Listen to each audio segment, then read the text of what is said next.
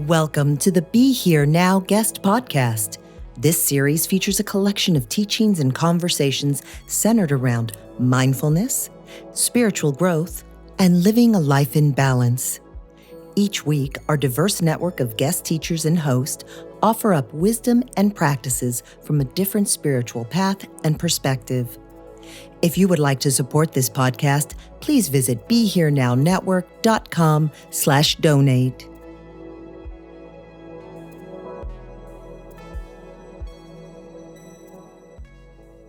Stories for a living future. The Sufi Path, like the core teachings of Ram Dass, brings together love and service. Watching the breath, on the in-breath we return to the love that is the source of all that exists. On the out-breath, we bring this love into our life, into our community, and to those in need. And especially at this time, into our relationship with the earth, the beautiful being who gives us life with her endless generosity, and in return our civilization kills her species, poisons her rivers and air, pollutes her land. On the Sufi path, the heart draws us towards union, the oneness of divine love, and once the traveller experiences union with the beloved, she then reaches the station of servanthood, where the Sufi aspires to be God's servant here in this world, in service to the beloved and all of creation. This combination of the inner love affair of the heart with acts of service is one of the unfolding mysteries of the path. I am a great believer in Mother Teresa's words, small things with great love, whether it is helping a sick neighbor or friend, or even the simple act of cooking with love. I will always remember the first meal I had cooked by my teacher, Indian fritters with chutney. I knew about cooking with awareness, but I never believed that one could taste love. But there is also the primal question of how do we respond spiritually to the unfolding polycrisis of the present time, our environmental death spiral, combined with the cries of social, racial, and earth justice. How do we bring our hearts and hands into the service of the earth and humanity in this time of existential crisis? I began exploring this question in 2003 with a gathering, Spiritual Responsibility at a Time of Global Crisis, which I hosted together with the Sufi teacher Piazia Inayat Khan and the Buddhist teacher Sharon Salzberg. At the time, I was exploring the need to awaken to an awareness of oneness, what the Sufis call the unity of being, how we are all a part of one interconnected living being, what Thich Nhat Hanh calls interbeing, and how we need to return to this primal awareness if we are to journey together with the living earth, whose very nature is a wondrous expression of unity and diversity, from the many-coloured flowers and the insects that pollinate them, to the fungal networks that deliver nutrients to trees under the forest floor. Over the years, as our environmental crisis grew and became more urgent, this focus on oneness evolved into spiritual ecology, the need to make a spiritual response to our present environmental crisis. In particular, how we need to return our awareness to the living earth, what I have called a deep ecology of consciousness. And part of this awareness is an understanding that we are part of a multidimensional universe, a fully animate earth that can speak to us in many different voices, as well as in dreams and visions, as it spoke to our ancestors. Part of the tragedy of our present time, sadly only too evident in most environmental discussions, is that no one either asks or listens to the earth. We have broken the great conversation, and as Thomas Berry said, are only talking to ourselves. Unless we return our awareness to the earth, relearn how to listen with the heart and soul as well as the senses, we will remain stranded in the increasing wasteland created by our patterns of exploitation and greed, by our separation from the earth. While most previous cultures and indigenous peoples were in constant communion with the earth and her inhabitants, receptive to her wisdom, we appear to have forgotten, lost, or rejected the primary awareness of her sacred nature. The majority of approaches to solve our climate and biodiversity crisis are just another form of commodification, as if we cannot imagine any other form of response. In order to explore these questions, find a pathway to the future for us to live in harmony and respect with the more than human world to which we belong. I made this recent podcast series, Stories for a Living Future. Some of these podcasts I have already shared with the Be Here Now network, especially those which resonate with Ram Dass's teachings and the essence of mindfulness.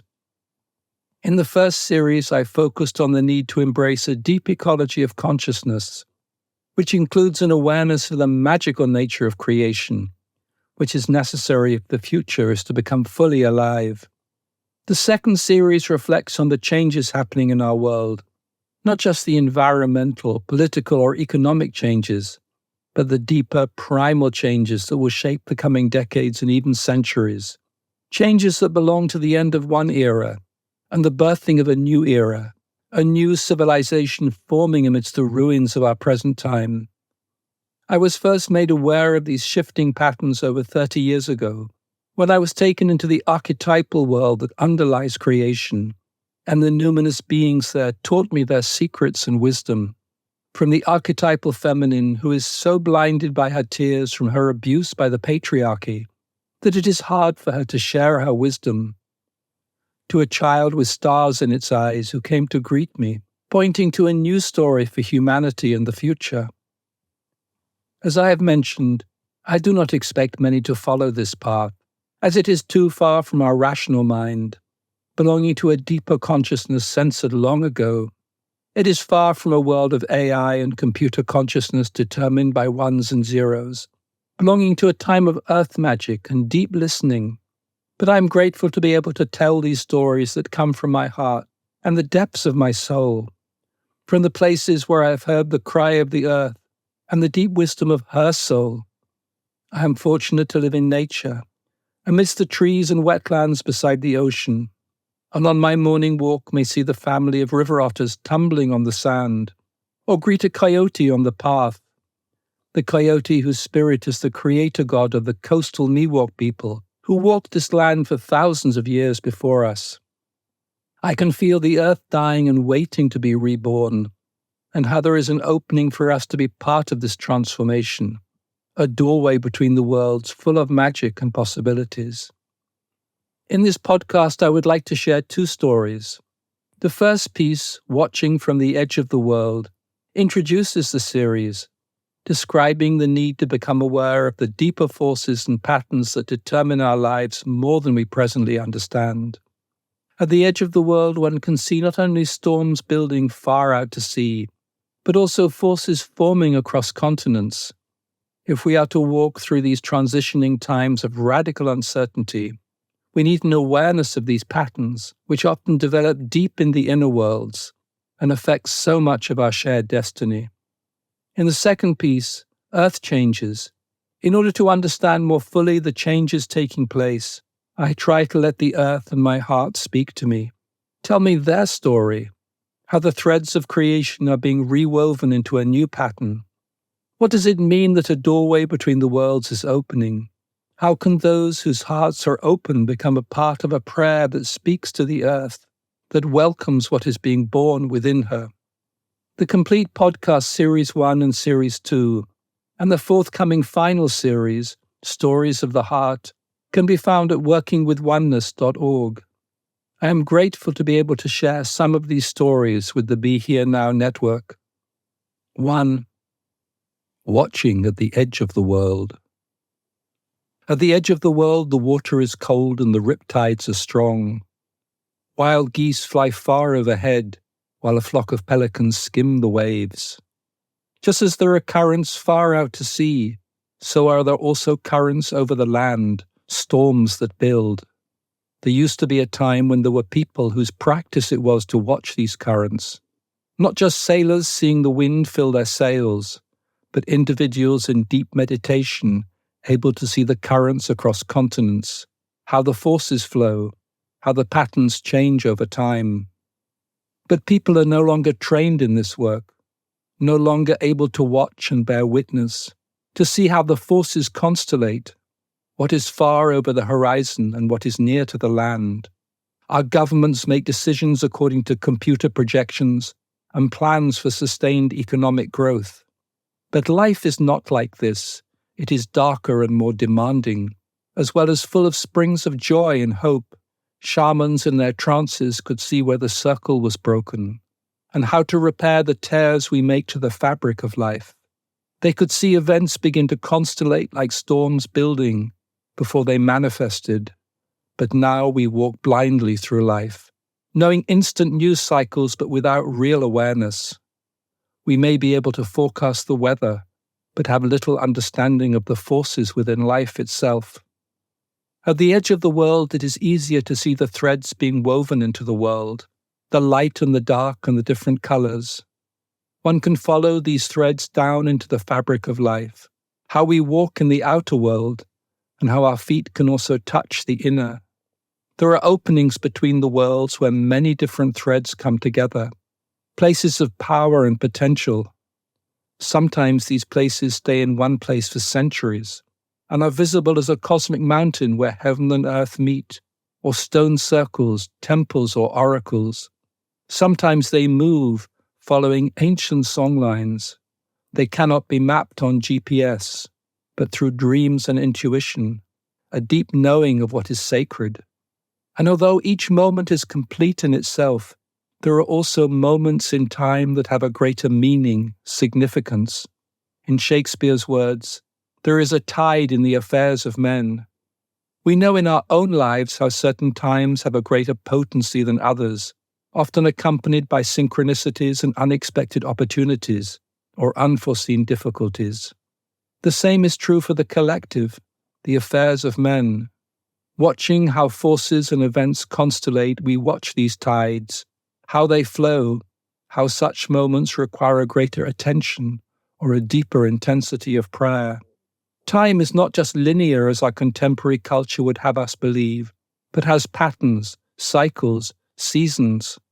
Our awareness of these patterns leads to a greater understanding of what is happening in our own life and in the world around us.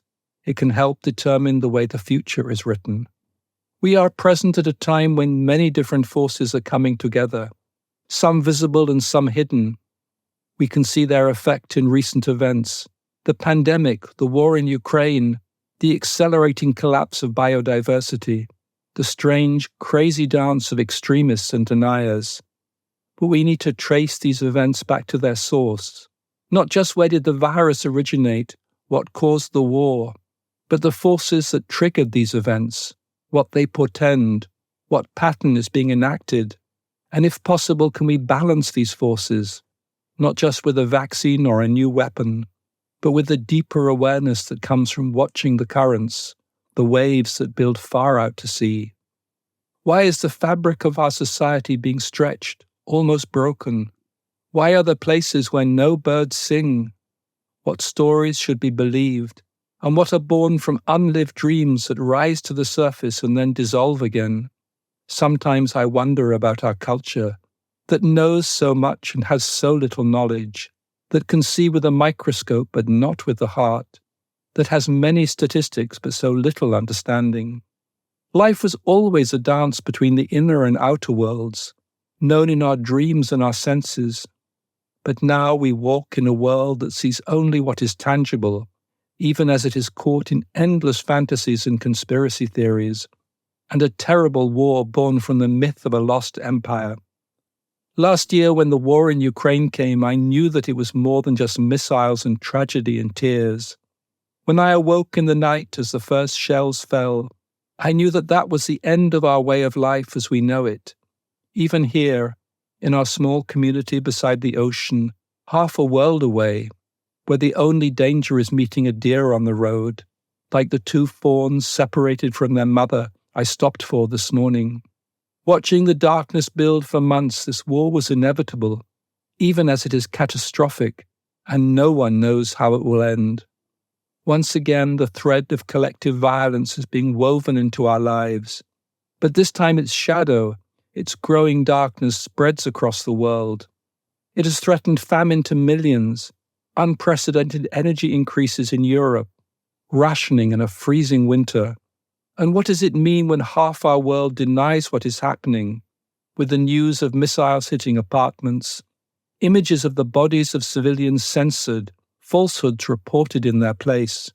We may have become immune to the notion of fake news as the defense of autocrats, but this suppression of the truth seems to split our world into light and darkness, truth and lies, freedom and oppression. Here there is no subtlety, no grey, but a polarity of intention. This is real divisiveness, not the pantomime of culture wars. This is about real freedom, not the accusations of loss of civil liberty that fill the social media. How many more will have to die until this present cycle ends? And what does this mean for our collective soul, for our collective future, for the mother who has lost her children, for the child who has seen her parents die? It is a tragedy written in blood. And for freedom, for truth, will its light survive the darkening? Or is truth something we've already lost amidst the conspiracy theories and lies about stolen elections? The lost told again now in human suffering. Can we find our way back? Or will this violence just leave another trail of tears, more anger to be handed down through the generations? Standing on this shoreline, watching the waves, I am trying to see over the horizon, to recognize this dark thread that has been woven into our collective destiny, woven with sorrow and hope, woven with the kindness of strangers even as the bombs fall and refugees flee. There are other threads, for example that of the deep love that runs through all things, the most direct connection between creator and creation, the love affair that is life itself. This is the energy, the power that gives birth to every cell and every star, that makes the atoms and the galaxies spin, as well as the sweet softness of a mother's touch, or a skylark singing from before dawn to after dusk to attract a mate. And now there is the thread of our dawning awareness of life's primal unity and interdependent nature, how we are interbeing with all of creation, what was instinctually known to our ancestors, who saw not just the physical connections but also the one spirit, is now being returned to us in a new way, which we need if we are to journey together with the earth. Then there is a thread that tells a story of how we are at the end of an era, caught in the dying dreams and polluted landscape of a self-destructive civilization. And of course the thread that I have been describing in all these stories, that of a half-hidden pathway that can lead us to a living future. All these threads are being woven together to form life's ever-changing tapestry, the images that surround us and give us meaning, and can help us to see the emerging patterns of a new way of being. I live at the edge of the world, walking the shoreline or sitting in deep meditation. I try to follow the threads of our deeper destiny, to see where the rivers run clear and what are the signs that need our attention, where our prayers are needed. The choices we make in the present time and the coming few years will determine the future for 7 generations or more, maybe for centuries to come. We can see this in the possible effects of the climate crisis, with rising temperatures and heat waves beginning to affect our daily life. Will it rise 1.5 degrees centigrade, the so-called dangerous climate change guardrail, or more than 2 degrees centigrade, as some have forecast, and some scientists more ominously say is already baked in? And what would this mean for human life, and also the biosphere of which we are a part? Can we avoid a perilous, all-pervasive environmental breakdown? And will this include societal collapse? As I have explored over the last years, climate catastrophe is just one element of a world we have created, a civilization which has lost its connection to the sacred nature of the earth, a foundation that sustained us for millennia. This coming decade will determine whether future generations inherit an inner and outer wasteland, even if we have no present models or understanding of what this might mean. This is a moment, a decade, that will affect future generations, not just with rising temperatures, but with a quality of life that belongs to the soul. We need to walk carefully, with awareness of where we place our feet. We need to be attentive not just to the present moment, but how events are unfolding through time. What is being told in the stories of today? What is just more and more illusions or distractions, and what holds a deeper meaning, requires more attention. The seabirds cry and the salt water fills the tide pools. At the edge of the world there is much silence along with the sound of the waves. Many of the forces that tell the stories of today have been building for decades, even centuries. But there is also a break in the clouds that draws my attention to a different way of being. Is it enough just to watch these forces, follow these threads? I am not drawn much to action, preferring pure awareness. Discord increases the noise of the drama, and I prefer silence. But I hope that in telling these stories I can point to a way of seeing with the heart and the soul, to rediscovering the ancient language of the land and its dreaming. Sailors used to have to know the currents in the ocean, and shamans how the inner and outer worlds meet. There is a way to watch and listen, to see how the branch bends in the wind, how the clouds move across the sky. There is a need to know the forces constellating in our world, the subtle interplay of events. The war and the pandemic are not isolated events, and there will be no return to the way things were. There is a wisdom we need from this watching, this awareness of forces constellating, and places where life can regenerate, where joy is present, and sunlight is visible through the clouds. 2. Earth changes. What is the meaning of these changes taking place deep within the earth, and how will they affect us? For a Sahel pastoralist whose herds have died and whose children are starving, or a climate refugee who has given their life savings to a Libyan people smuggler, the physical reality of the climate crisis means flight and survival. Similarly, if your house is burning or flooded, this is the reality of the landscape we are entering, the chaos of the coming years. And yet there are shifts taking place to the body of the earth, changes that are not just loss of species and biodiversity, but a shift that is as fundamental as climate catastrophe. The difficulty is that we have neither the language nor images to describe such changes. We lost the language long ago, and the images belong mainly to a symbolic realm we can no longer read or understand. And our collective disbelief in this symbolic world has created a fog, a shadow that has grown over the centuries, making it increasingly difficult to see. There was a time when we all lived in accordance with the ancient rhythms of the earth, the time of the seasons and the stars. Everything was seen as symbolic. Our outer life reflected the patterns of the soul, not only in ceremonies but all aspects of life, cooking and weaving, dancing and hunting. Today, we no longer know how our individual life forms part of a living whole. We no longer have a center or foundation. Yet the ancient rhythm of creation still exists within our body and our psyche, within every breath, even if it has been buried and almost forgotten. With all the primal changes taking place around us, it is important to remember what is unchanging, the sacred nature of creation and how the heart can sing in praise and thanksgiving, and how the tents of lovers are still present on the land, holding the threads of love that connect together this evolving mystery. This morning as I walk in the first light, the hills have an orange glow from the unrisen sun. The only sound is the egret squawking in the wetlands. The apples in the orchard beside the road are already turning red, while the sliver of a silver moon is still in the sky. This experience makes sense, simple, elemental. In these moments when the landscape is my only companion, I know that just as the rising sun and the apples in the orchard speak of seasons and cycles, so too does the earth herself. For so many lifetimes I have walked together with her, listened to her, watched the sun slip over the hills, turn orange in the sky. Her song belongs to the present moment, but speaks to both the past and the future. Today, when so many other stories swirl around us, it is hard to know what is real.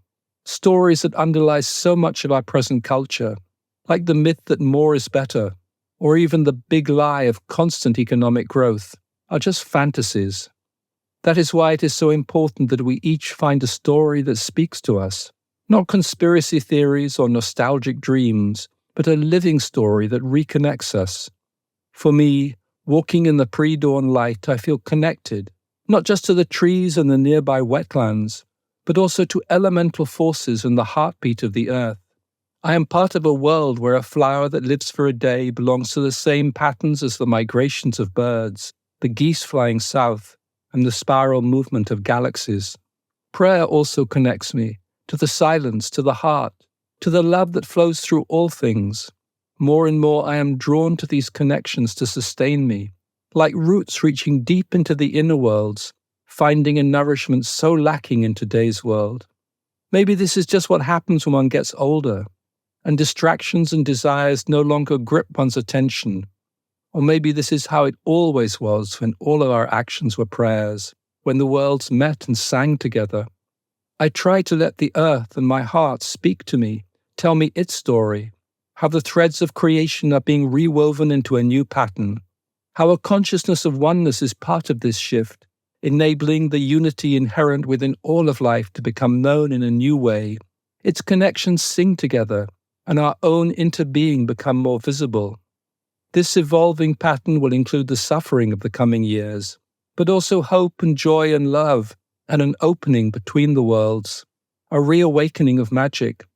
And always there is the question of what part humanity will play in this transformation, this turning, and here there is no clarity. Many people are asleep, living the dreams or nightmares of the collective, the consumers of our culture.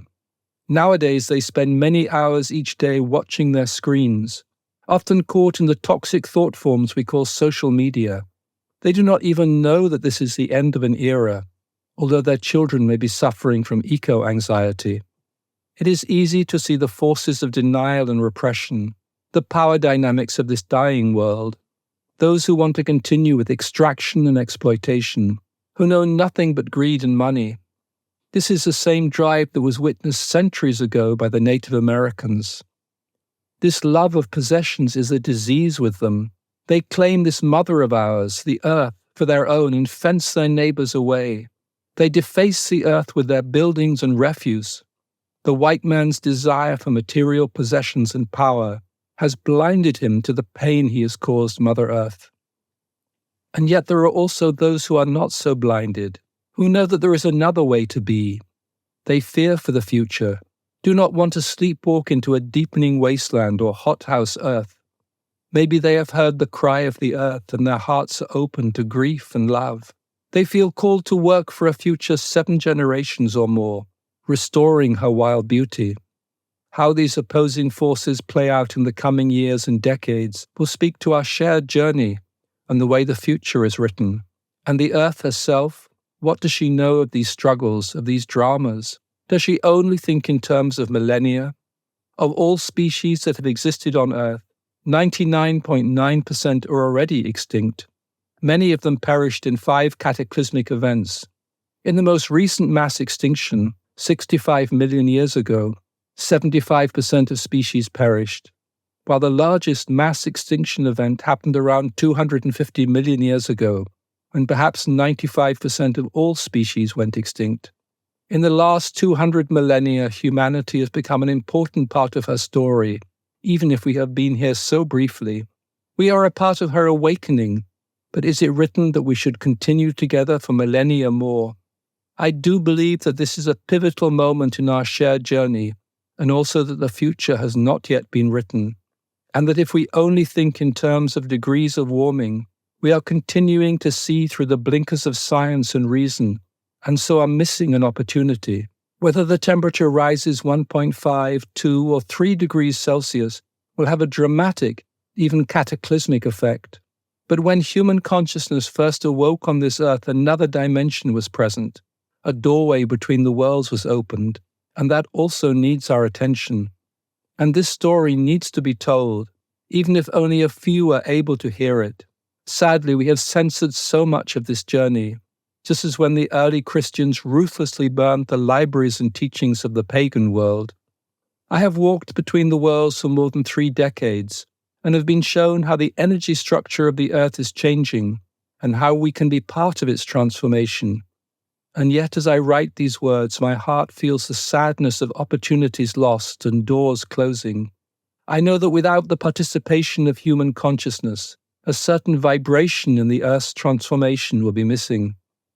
I recognize that each of us has to find our own way to participate in this work, and the most direct path is through our love for the earth. She is a living being who needs our love, just as she needs our care and attention.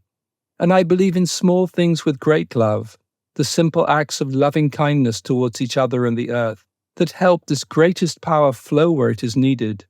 But I also think that we need to open our awareness to this inner dimension of earth change, return to the knowing of our ancestors, and relearn the language of the earth, both in the soil that our hands can feel and the soul that our spirit touches. We need to recognize that this is the end of an era, that our dreams of material prosperity are over. They have cost the earth too much, and our children and grandchildren will have to grow old in this wreckage. But we can also begin to sense this primal shift that belongs to the seasons of the world soul, to sense a spark of a new beginning, a spring following winter, and that those whose hearts are open can become part of a prayer that speaks to the earth, that welcomes what is being born within her. Then each of us in our small way can midwife these changes, so that the spark of human consciousness can be present within them. When our consciousness first awoke thousands of years ago, a door between the worlds was opened. Another doorway is now opening, part of the mystery of the earth and the cosmos. If we can be present on this threshold, awake in our hearts and prayers, as well as our grief and tears, our journey together with the earth will hold this spark, this promise, this new beginning. We can be part of a new connection being formed from deep within the earth into the cosmos, new patterns of oneness connecting us all together. Or we can remain trying to de-escalate a climate crisis already spinning out of control, without fully understanding the forces involved. We may have begun to sense that the earth is a living being some now call Gaia, but the spirit within her is still obscured, her magical nature hidden, and we can only walk together into a living future if we honor and respect these qualities, this essential part of her. She is not only rivers and mountains and trees, but a spirit that runs through all things, a spirit that is going through its own metamorphosis.